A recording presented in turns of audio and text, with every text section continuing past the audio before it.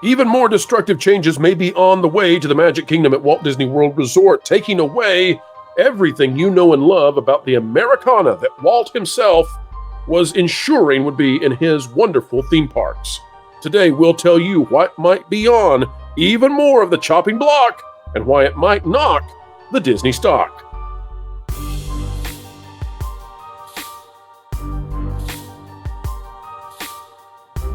Hello, ladies and gentlemen. Welcome back to the Pro Channel, where we are explaining entertainment, keeping you ahead of the culture curve, and explaining what the heck is going on in the theme parks and why the Disney parks seem to be going to heck themselves.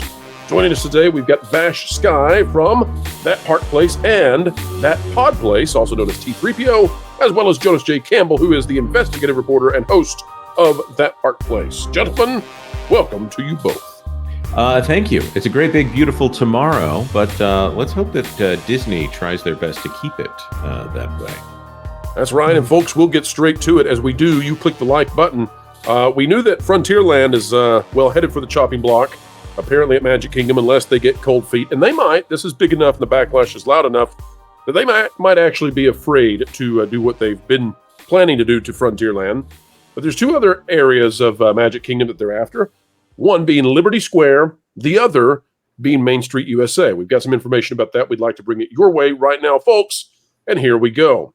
All right, this is out of Drew Smith. We'll start there. We'll back up in just a second.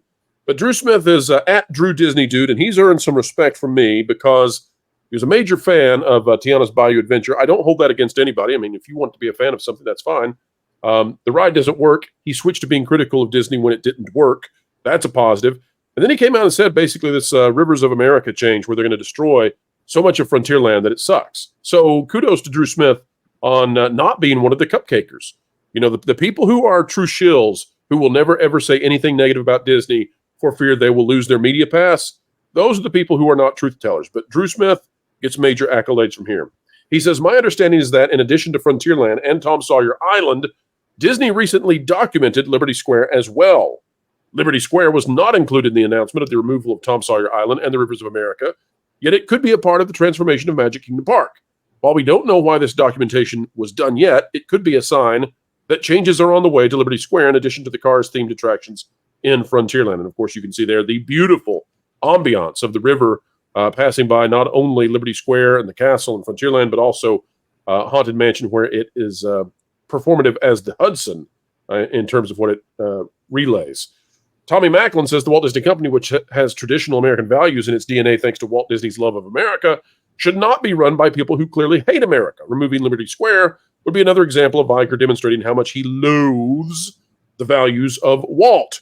Gentlemen, what we've been hearing, and this goes into rumor territory that we're not ready to confirm yet, but it's out there, is that Main Street, also apparently Disney leadership, doesn't like Main Street USA in their domestic parks.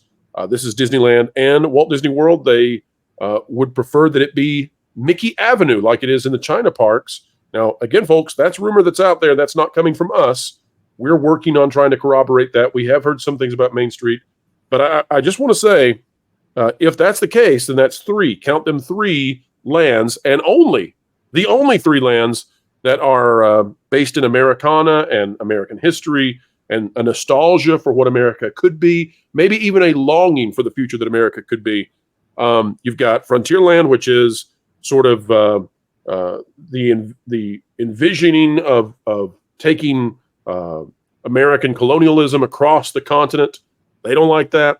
You've got Liberty Square, which is the idea and ideal that liberty itself was birthed in the American colonies, and perhaps it was not in a perfect state at the time of its birthing, but it's maturing and we're moving forward into a better place of granting liberty to as many as we possibly can.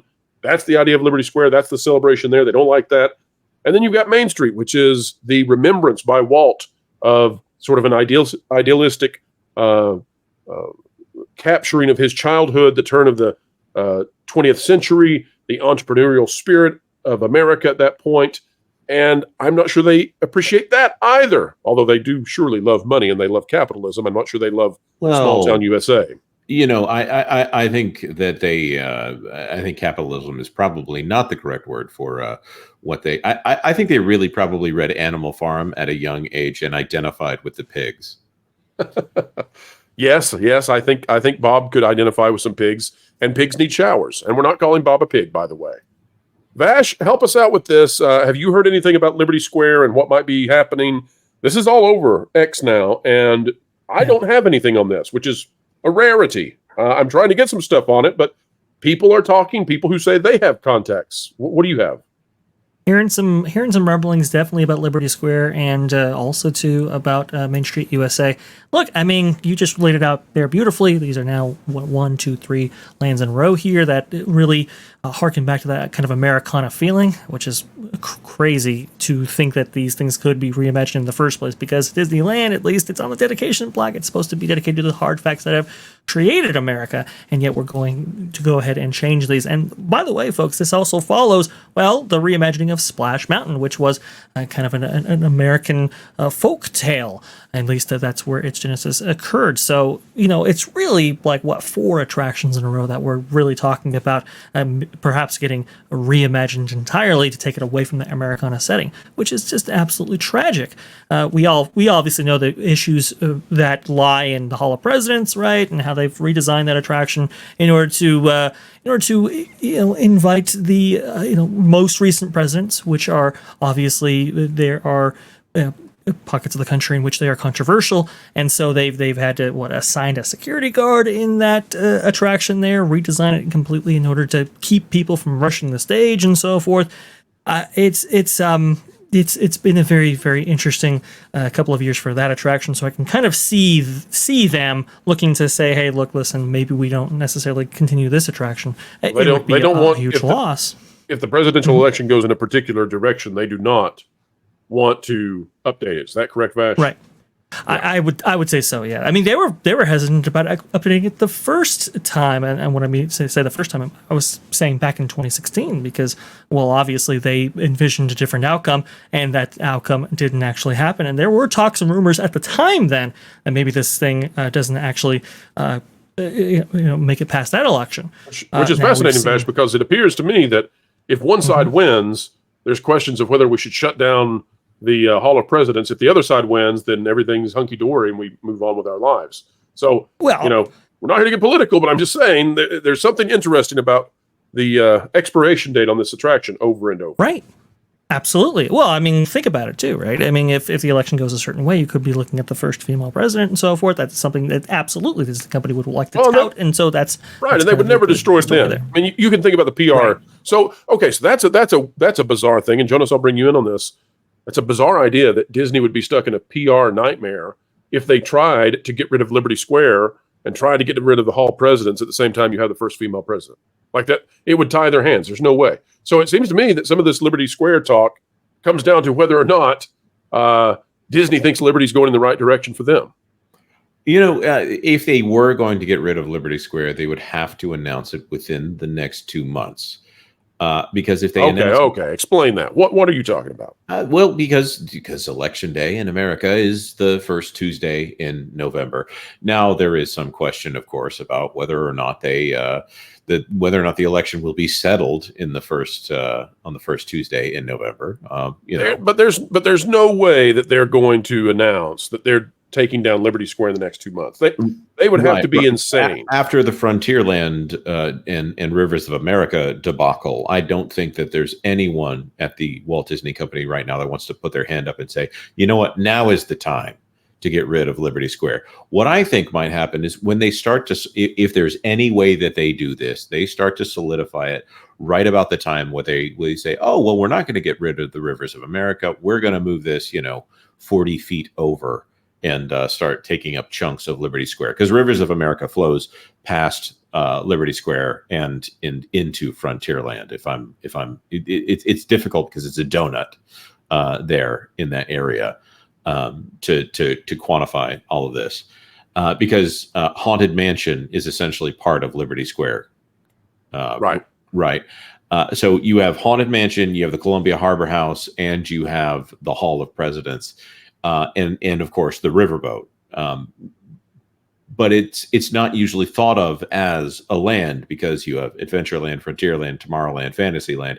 You don't think of this as a land in and of itself, which is probably one of the reasons this very IP-driven company America is not an IP, although there are plenty of people who trade on it, but they view that as politically charged to view America as something that you can bring people into your theme park for. So I think this is something it would be like a cat trying to run a dog park. It's something that doesn't make sense, mostly because they are anti-capitalist Marxists who view themselves as people who will be at the top of the food chain if all of us end up oppressed. Bob So I'm measuring right now to see just how big, because I don't remember from memory exactly. So Liberty Square is almost 5 acres in size, but it's in terms of pedestrian walkways, it's not very large at all, and it often is sort of melts into Frontierland, I suppose you could say. But I mean, this is fascinating to me, and we talked about this before. The idea that you would walk into Liberty Square, the birth of the nation, and there would be cartoon cars driving beside it. And that's just as ludicrous, by the way, as that happening beside Frontierland and beside Haunted Mansion. But it's ludicrous. And so, apparently when they were doing this, maybe they thought, well, this is stupid. Let's just take all of Liberty Square out. I have heard rumors that they might try to fill the Hall of Presidents area with something more I don't know, satirical perhaps. Maybe bring the Muppets, since they're going to destroy Jim Henson's Muppet Vision 3D, and we don't know if that's true, but it seems heavily hinted at this point. So there's all kinds of wackiness coming. We'll talk about this more. Let's go to the Main Street issue, though, because this to me is just, in terms of the theme parks, it's sacrilegious. The idea that you're going to potentially change Main Street USA into Mickey Avenue and brand it into something that can be, very Disney-esque and all of that. Take a look at this. Save the Magic says, the more I look at what Disney is proposing to do with Rivers of America, the more I'm convinced that this isn't about putting cars in there because they need the land. It's about getting rid of problems. Tom Sawyer Island, Frontierland, and Liberty Square. And we can include now, I suppose, Main Street in this. What do you guys think what are they doing with this, considering how much of an impact this could take on the stock in a negative way? First of all, I think that Save the Magic is right on the money here. This is a company that, one, it wants everything to be IP, and two, they cannot market on Tom Sawyer Island, because if they do a big push for Tom Sawyer Island, they have to bring in Huckleberry Finn with that, and Huckleberry Finn has a primary character that has a word they cannot say in the name of the character. So Tom Sawyer Island is a blot to them. Also, you have to take a boat to get to it, and it's essentially useless to them sitting there doing nothing, not having an attraction on it, not being able to really put Lightning Lane on it, so it's not making them any money that way. That's the best thing I've heard so far. You can't stick Lightning Lane on it. You can't stick a DVC on it, so it's worthless. Let me just say this. So to push back a little bit, and I know that you're explaining their point of view, and I'm going to sort of disprove what they're saying. You can simply reimagine this island. You can do a lot of stuff with this island. You can change it into something else besides Tom Sawyer. I'm not in favor of that, but you can do it. You can also connect drawbridges or bridges that disconnect whenever the Liberty Bell needs to pass by. And you can connect those from just east of Big Thunder Mountain Railroad, as well as just south of Haunted Mansion. And so you could actually have easy walkways that connect here. You have all the land in the world. We've talked about this before, northwest of Big Thunder, and then behind the Utilidor access area to put these Cars lands and Villains lands and any other lands you want. Oh, by the way, there's tons of land down here south of the Pirates building, and there's more. So they have tons of expansion area. They don't have to destroy this island. And if they have a problem with Tom Sawyer, so be it. Get rid of Mark Twain too out of the Great American Adventure, since you guys are determined to burn down and raise everything that you find offensive in any way. But you can replace stuff on the island while keeping the ambiance of the water in the island. To circle back though to Main Street, Vash, this rumor apparently comes from there was some concept art for one of the domestic parks for Main Street, and in that concept art, they had put some Mickey Avenue iconography in that has led people to say, "Whoa, what is this?" So, do you think that was just a slip up, or do you think that we should really be worried now about Main Street USA being rebranded? And same idea, no Lightning Lane, no, we can't plop a DVC on Main Street USA. I think you should be very concerned because the company has looked at the parks as being relevant, as being, extensions of the brand. There's also internally view that these are just glorified shopping malls anyway, and so that we should be relevant, IP packed, and all the things that Jonah said earlier before there. In fact, internally, they don't even refer to Main Street USA as Main Street USA. They actually refer to it as a retail corridor. So in thinking that, you can definitely come to the conclusion it's like, well, okay, well, if the only purpose of Main Street USA is to sell merch or to sell Mickey dolls or whatever, then it should reflect that. And that's where the Mickey Avenue, I think, mentality comes from. Not even just from a, hey, this is, vintage Americana standpoint, which, obviously there are people pushing for that as well, but also too, you can think about the merchandising and retail aspect of it. So you can see how an idea like that could gain stream with multiple different factions within the company. I think it's most concerning. I know that even going back to Disneyland Paris, back when that originally opened in 1992, for the years leading up to its opening, there were talks of, okay, well, do we necessarily have a Main Street USA in a park set in Paris and so forth? Does it really appeal to the people in the same way? Let's take this idea and go in a different direction with that. And they did this kind of the same thing in Hong Kong as well, back to when that park opened in 2005. There were talks about, well, should we do a Main Street here as well? Obviously, the budgets came down. And it was like, well, let's just redo what we did in Disneyland. And that's what we eventually got. But then we saw that same idea dreamt about in Shanghai. And well, now, now we do have Mickey Avenue. Now we do have this kind of almost like a Buena Vista Street meets fanciful cartoon world that we see the entrance corridor for that park as well. So yeah, I mean, I think this is the logical extension of this idea, of this thought process. And I can absolutely see Main Street at Disneyland and Walt Disney World being affected by this, and that's most unfortunate. And who cares that it's Walt's childhood that we're erasing? That doesn't matter. Walt is only good when he's bronzed. Jonas, I want to give you the last word on this, and in particular, if you could aim your commentary in this direction. One of the reasons that Disney should be very worried about doing any of this is because Walt Disney World and Disneyland make up a huge percentage of the company's profits. They are dependable profits. Disney World itself is the crown jewel of everything the company owns, and it's not close for a second place. So whatever they do here, if they diminish their chances and their market share in Orlando going up against Epic Universe, then it seems reasonable to me that their stock hangs in the balance significantly, way more than you would ever think. And some of the stuff they're talking about, it seems to me that they could put a permanent Snow White level backlash on the company. And by that, you're referring to the Snow White live action remake, which is currently starring a woman who is referencing global conflicts in unfavorable ways that don't make sense for the company right now, despite one of her co-stars being on the opposite side of that global conflict, geopolitical conflict. And that's not to mention the fact that she's insulted the original film, which is essentially what established the entire company at this point.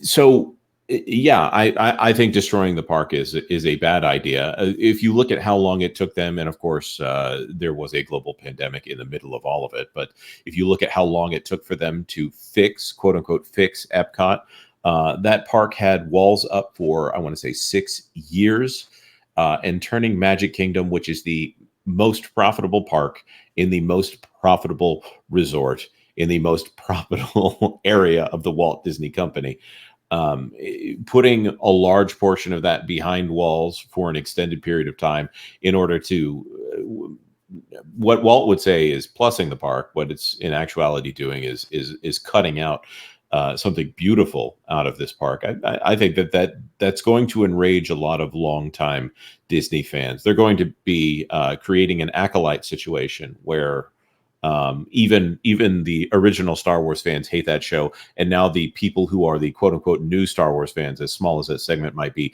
now hate Lucasfilm for getting rid of this other thing that was supposed to appeal to them. You're going to hack off both sides of the Disney fan base. They're going to have it for 30 years again, and this is not something that you can just undo. Trying to make the case that they're going to put in a beautiful river in the park, that's not something they're going to spend the money to fix if they do this wrong. I said this in the That Park Place video that covered Liberty Square, and I will not rant for 10 minutes like I did there. Poor Vash had to listen to and then edit all of it. Disney has a difference here that Universal does not. Disney has beautiful parks, and maybe Celestial Park will have something beautiful in it. I think it'll have something neat and wondrous in it. But right now, you can walk into Magic Kingdom and see something beautiful, and that is the Rivers of America. It is something that no other theme park company really does in that way. Dollywood is beautiful in a different way, but this is something that is a big difference in Orlando, Florida. Universal has all of these IPs. They can do amazing stuff, but Disney has beauty here, and they're destroying it so that they can compete with a company that cannot do beauty in that same way. Forgive me to the Universal creatives who are probably paying attention to this as well, but this is something that makes Disney distinct, and they're going to destroy it so that they can put in something that says ka-chow. Ka-ching. Yes, and it's it would be permanent. It would be a stain on Disney for decades to come. And folks, if you are in that crowd that says, well, we need more space, we need to put more attractions in, I don't even use Rivers of America. Okay. Well, let's just fill in the World Showcase Lagoon as well, because I'm sure we can plop some sort of garish. Put a DVC lounge on Tom Sawyer Island. Give people their dream. Make it charge a ridiculous amount of money to stay there. The influencers will eat it up. And whatever. I don't want Tom Sawyer Island destroyed, but I get it. They're not using that space in the way that they should. But put something expensive on that island and just rake in the dough from the rich people that are the only people that are spending money at these parks at this point. The rich people who don't understand that you can travel and see actual wonders of the world instead of the man-made ones. There you go. Well said, Jonas. I can't do any better. Vash, you have been doing a phenomenal job over on That Pod Place. Tell the folks about the content you've got coming their way this week.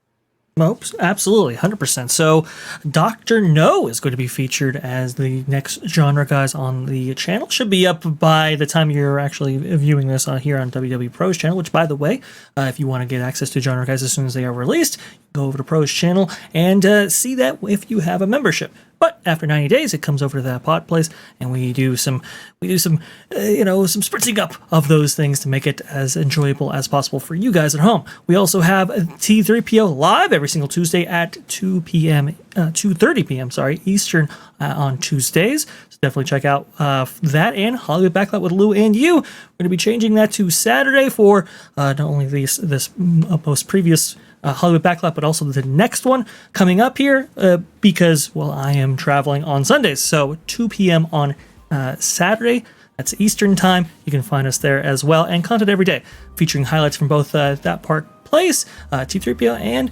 WDW Pro. So definitely check us out. Fantastic. And Jonas, are you still doing the YouTube thing? Yes, I am. You should go over to That Park Place. We do 2 videos a day. And of course, there's a live stream every Thursday at noon where we tell it like it is when it comes to the Walt Disney Company and Epic Universe. Man, I'm loving what they're doing lately. That's right. Folks, we've got all kinds of scoops on the way. We can't wait to bring them to you any day. We just wait. Come on, sources. Let us have at it. Give us the green light, please. Folks, you can give this video the green light. Click the like button, share, subscribe, click it, stick it to the algorithms. It is the notification bell. Drop a comment down below. Let us know your thoughts. And folks, we hope you're out there making the world a better place wherever you are. And we ask that you keep learning, keep growing, and you know what? We might as well add it to the list. Keep having fun. Are you sick and tired of stuff being swept under the rug because you or the media are too lazy to actually deal with it? Or are things just building up around you so much that you can no longer ignore it? Also like the mainstream media? Well, I got the solution for you. I'm Wilton the Troll, and I want to tell you about this revolutionary new product called Jonas. That's right, no longer do you have to put up with stuff shoved under the rug. You can actually get rid of it and dispose of the problem in seconds by using Jonas. You can, in a matter of seconds, deal with the political and illogical buildup of the muck and grime around you effectively and efficiently with Jonas. You might think this is an ordinary vacuum, but you'd be wrong. You can clean up and remove from one end, but Jonas, he actually works from both ends. From the back end, Jonas can blow a whole bunch of hot air, and that's cool. Remember, folks, if you actually want to deal with the dirt and grime the mainstream media has been neglectful about, get Jonas. 'Cause Jonas sucks.